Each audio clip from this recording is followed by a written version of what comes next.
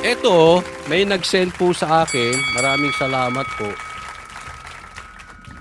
Ito ay nakita sa Facebook page ng VAB PH. Ayan ha. Okay. Meron akong tanong ngayon sa iyo, Senator Trillanes. Totoo ba itong post na ito? Tanong lang. Ha? Tanong lang po, totoo ba itong post na ito, Senator Trillanes? Kasi kung ito ay hindi totoo, mali itong post na ito. At bigyan mo ng explanation at sabihin mo mali itong post na ito nang sa ganon ay hindi naliligaw ang taong bayan. 'Di ba? Pakita mo, sabihin mo, ay, Bob PH, yung pinost mo, fake news yan. Oh, paliwanag mo. Pero kung ito ay totoo, maraming salamat, Bob PH, dito sa post mo na ito. Ngayon, babasahin natin, ha? Noong 2021, galing sa ABS-CBN News, ito ang sabi ni Trillanes patungkol kay Isko. True face. Trillanes says Isko Moreno a pretender. Tinawag mong pretender si Yorme Isko. October 9, 2021. Anong sabi mo? Mayor Isko Moreno Domagoso has finally shown his true face after the latter called Vice President Leni Robredo a fake leader. Tinawag kasi na fake leader ni Yorme Isko etong si Leni Robredo. Totoo naman di ba? Totoo naman. Kasi sabi niya hindi daw siya tatakbo at biglang tumakbo. Yan po yung konteksto niyan. Naalala ninyo? Yan po yung merong meeting, meron silang press con sa Manila Pen. I'm not sure kung Manila Pen, pero sa aking pagkakaalala Manila Pen kasi ando doon po ako. At kung tama din ang aking memory, doon niya sinabi na fake leader etong si Leni Robredo. Okay? Kaya nagalit etong si Trillanes. Okay? So tinawag niyang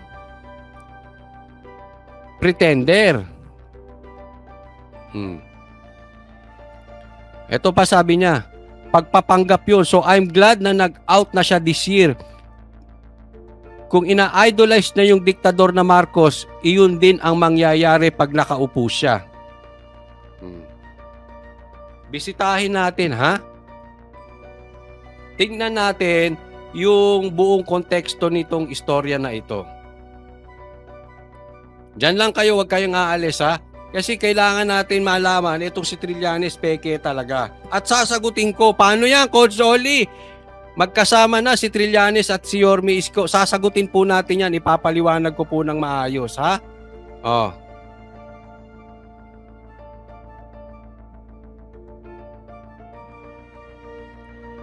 Madami palang post, ano? Oo, sige. Ay, nalagpasan ko na ata.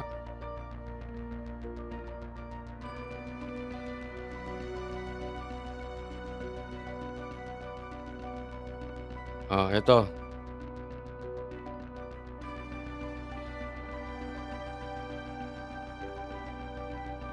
Ayun din pala yun. Kung ina-idolize na yung diktador na Marcos, iyon din ang mangyayari pag nakaupo na siya. Yan, ha? Tinawag mo pang diktador si Marcos. Okay, ganyan po si Yorme Isko.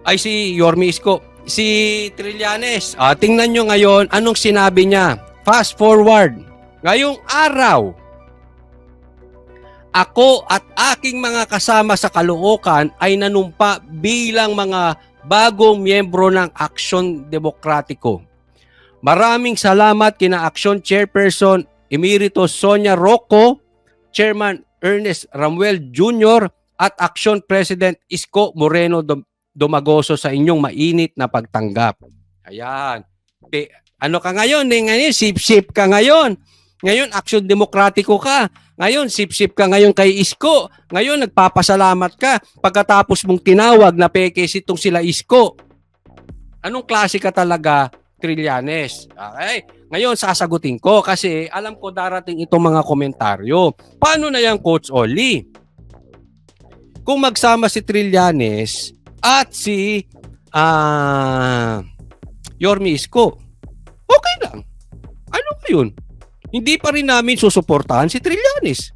Walang masama doon. Nandyan siya sa partido ng aksyon. Okay lang. Kaibigan po natin itong si Chairman Ernest Ramil. Okay lang po yun. Walang problema. Basta kami nakasuporta kay Yorme Isko. At hindi po kami balimbing. Uulitin ko po. Hindi po kami balimbing. Hindi porket magkampi sila, kami ay balimbing. Hindi.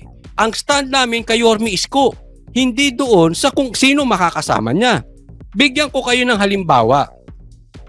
Papatunayan ko sa inyo, si Coach Oli, ang Banateros, hindi balimbing.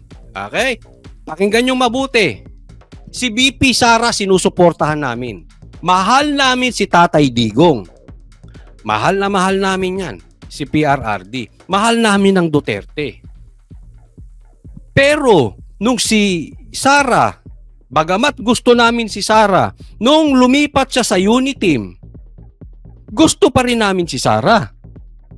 Pero hindi namin sinuportahan yung gusto ni Sara. Tama po ba o tamang-tama? Sinunod ba namin si Sara na iboto si Marcos? Hindi. Sinunod ba namin si Sara na suportahan si Marcos? Hindi. Ibig bang sabihin nun, ayaw na namin si Sara? Hindi rin. Gusto namin si Sara, ayaw namin yung pinasusuportahan niyang si Marcos. Tanong, tama ba na hindi namin sinuportahan si Marcos? Tama o tamang-tama? Tama ba ang Banateros na hindi sinuportahan si Marcos?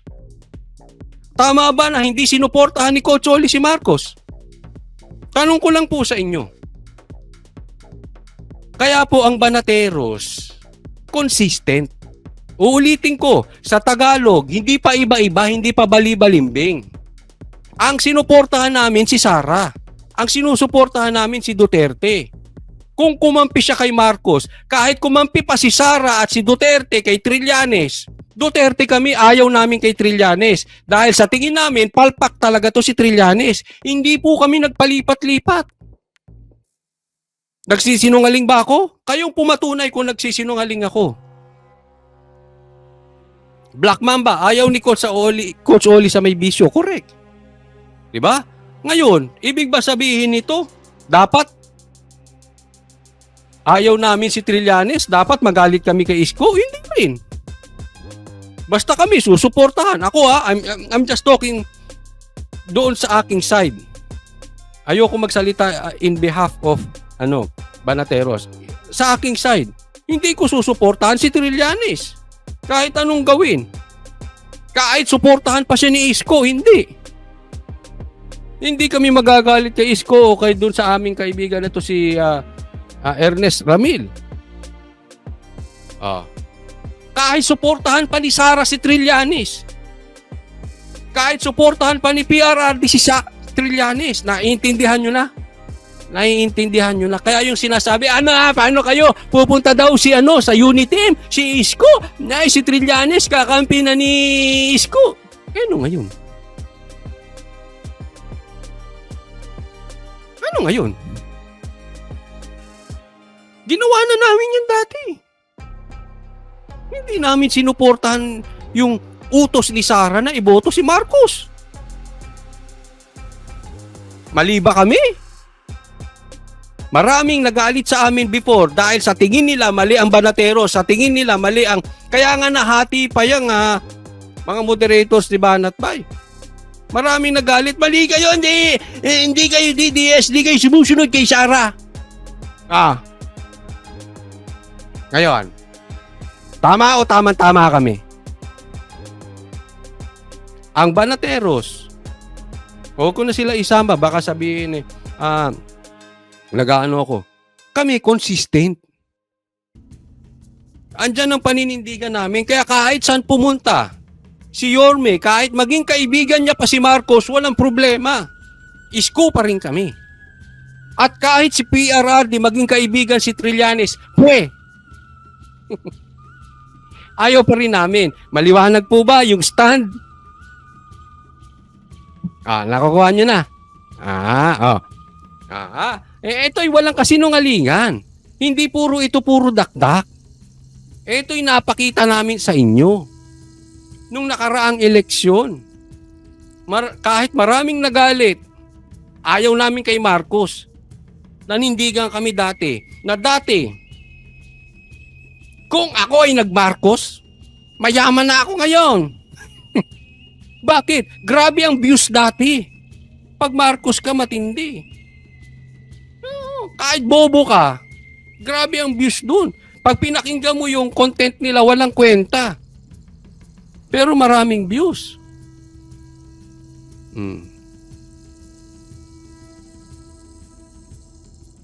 Nanindigan ang Banateros. Kaya, wag niyong sabihin na wag na naming suportahan si Isko or inaano ninyo, balimbing kami. Hindi. Si Isko po ang sinusuportahan namin at hindi yung iba. Maliwanag? Hindi po kami palipat-lipat. Hindi po kami balimbing gaya mo, Trillanes. Anong sinabi mo kay Isko?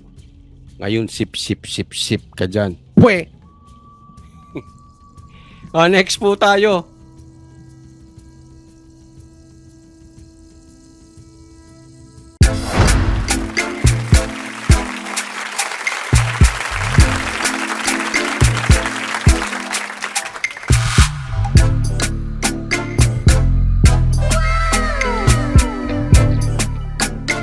The next performance will